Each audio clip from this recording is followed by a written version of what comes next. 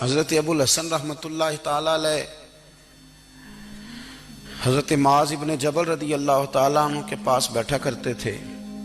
فرماتے ہیں ان سے جو پیار بڑھا تو پھر میرا مصلی سے بھی بڑھ گیا۔ تابعی ہیں، فرماتے ہیں صحابی رسول سے محبت ہوئی تو ذکر سے بھی ہو گئی، پھر درود شریف سے بھی ہو گئی۔ محبت ان سے بڑھی تو پھر اللہ نے مسجد کا پیار بھی بڑھا دیا۔ آپ فرماتے ہیں کہ میری ہر وقت طبیعت چاہتی تھی کہ بس اللہ اللہ کروں، بس اللہ اللہ کروں، بس نہ میں ذرا تھوڑی جان چھڑاؤں لوگوں سے، کوئی 10 منٹ ملے تو میں کوئی 4 نفل پڑھ لوں، میں تھوڑا سا نہ بچوں لوگوں سے، اور مجھے تسبیح ملے تو میں نہ کچھ 400-500 دفعہ استغفار پڑھوں، سبحان اللہ، الحمدللہ، اللہ اکبر، لا حول ولا قوت الا باللہ، میں نہ تسبیحات پڑھوں۔ فرماتے ہیں کہ بچے تھے گھر میں 6-7، غربت تھی، کام ملتا کوئی نہیں تھا، اور میں کام چور نہیں تھا، کام ڈھونڈتا تھا، پر اللہ کی قدرت کے کام نہیں ملتا تھا۔ فرماتے ہیں کہ میں نے ایک دن اپنی اہلیہ سے کہا کہ آج میں پھر جاتا ہوں کام ڈھونڈنے، تو میری بیوی بڑی فرما بردار تھی، پر اس دن نہ غربت کے ہاتھوں تنگ آ کے کہنے لگی آج نانا کوئی تو چیز لے کے آیا، تو مجھ سے بچوں کی بھوک نہیں دیکھی جاتی، یہ سب روگاں دا روگ محمد جس دا نام غریبی، کنڈ بلا کے لنگ جاندے نہیں دوست یار قریبی، آج نہ کچھ لے کے آیا تو میں بچے لے کے میکے چلی جاؤں گی۔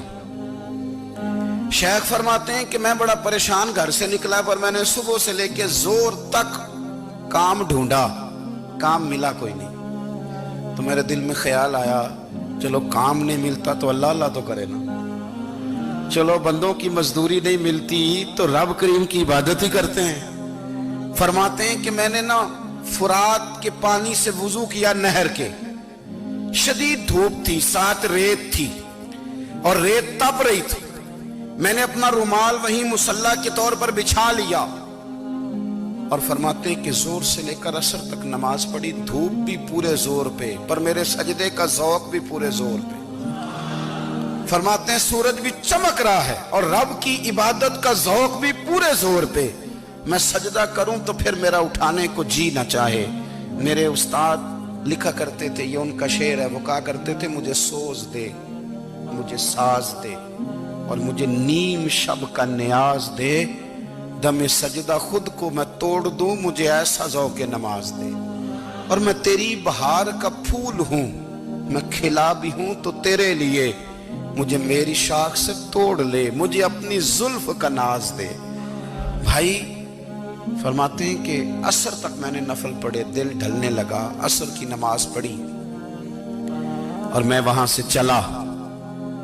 اب میں جب نکلنے لگا تو دل میں خیال آیا کہ چھوٹی چھوٹی دیواریں ہیں گھر کی، بغیر کچھ لیے جاؤں گا تو بیوی دور سے دیکھے گی تو شور کرے گی کہ پھر خالی ہاتھ آ گیا ہے۔ کہتے میں نے اپنے اسی رومال میں جس پہ میں نے نماز پڑھی تھی نا، رومال میں کی آخی دے پنجابی جسافہ، کہتے ہیں اسی میں نا میں نے کچھ ریت بھر لی کہ وہ دور سے دیکھے گی تو سمجھے گی کچھ لے کے آیا ہے، چلو جا کے اسے بتا دوں گا کہ آج پھر مزدوری نہیں ملی۔ کہتے ہیں وہ ریت لے کر جب میں گھر میں گیا تو پہلے بیوی دروازے پہ کھڑی ہوتی تھی، پوچھتی تھی خالی ہاتھ آ گئے ہو؟ آج میں نے دیکھا تو ہے ہی کوئی نہیں۔ فرماتے ہیں میں اندر داخل ہوا، سلام لیے، کونے میں نے وہ رومال رکھ دیا اور میں نے آواز دی کہ بھلی مانس کہاں ہو؟ تو وہ کہنے لگی آپ منہ ہاتھ دھو لیں، میں روٹی لے کے آئی۔ میں نے کہا روٹی کہاں سے آ گئی؟ یہاں تو کئی دنوں کے فاقے، تو کئی دنوں کی غربت ہے، یہاں تو اس گھر میں تو فقیری ہے۔ فرماتے ہیں کہ وہ روٹی لے کے آئی اور اس وقت کی جو موجودہ نعمتیں تھیں، سمجھ لیں سلاد، اچار، ہر چیز ساتھ لائی۔ میں نے کہا کہ بچے کہاں گئے؟ کہنے لگی وہ کھانا کھا کے کھیلنے گئے، آپ کھانا کھا لیں آ جاتے۔ کھانا اس نے چن دیا۔ میں نے حیرت انگیز لہجے میں ساری نعمتیں اپنے دسترخوان پہ دیکھ کر کے بیوی سے پوچھا یہ کہاں سے آیا کھانا؟ بچوں کو تو نے کہاں سے کھانا کھلایا؟ یہ سارا کچھ کیسا ہے؟ کہنے لگی پتہ نہیں آج آپ کس کریم کی مزدوری کرنے چلے گئے تھے، پتہ نہیں کس کریم کی، میرے گھر میں تو اتنی نعمتیں آئی ہیں کہ مجھ سے سنبھالی نہیں جا رہی، اتنا اناج ہے، اتنا گندم ہے، کس کریم کے دروازے آج چلے گئے تھے؟ یہ کہتے کہتے وہ اٹھی اور اٹھ کر کے کہنے لگی پہلے بڑا کچھ آیا تھا، اب کیا لے آئے ہو؟ اور جا کر کے نا اس نے وہ ریت والا رومال کھولا کہنے لگے میں تو لے کے آیا تھا ریت، تو میرے رب نے اسے بھی سونے اور ہیرے بنا دیا تھا۔ جب آپ کی توجہ اللہ کی جانب، میرے نبی پاک صلی اللہ تعالی علیہ وسلم نے فرمایا ہر چیز اپنے رب سے مانگ، ہر چیز مانگ، ہر چیز مانگ۔ یا رسول اللہ کیا کچھ؟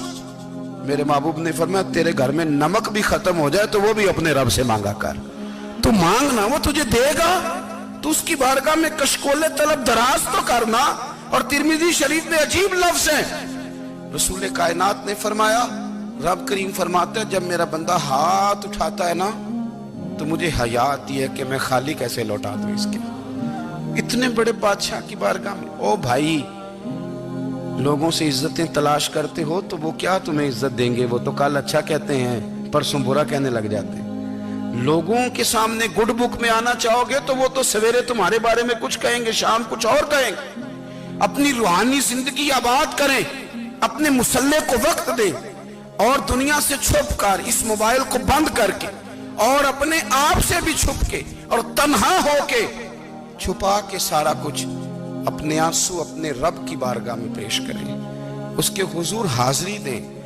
سنو نا ترمذی کی حدیث اور اسے یاد رکھنا، نبی پاک علیہ السلام نے فرمایا اپنے دکھ لوگوں کے سامنے نہ بیان کرنا، سیٹھوں نوابوں کو نہ بتاتے پھرنا، دنیا داروں کے سامنے جا کے نہ رونا کہ میں تکلیف میں ہوں۔ فرمایا اگر دنیا داروں کو دکھ بتاؤ گے رب تمہیں کبھی غنی نہیں کرے گا، اور لوگ ہیں کہ الٹا مذاق اڑائیں گے۔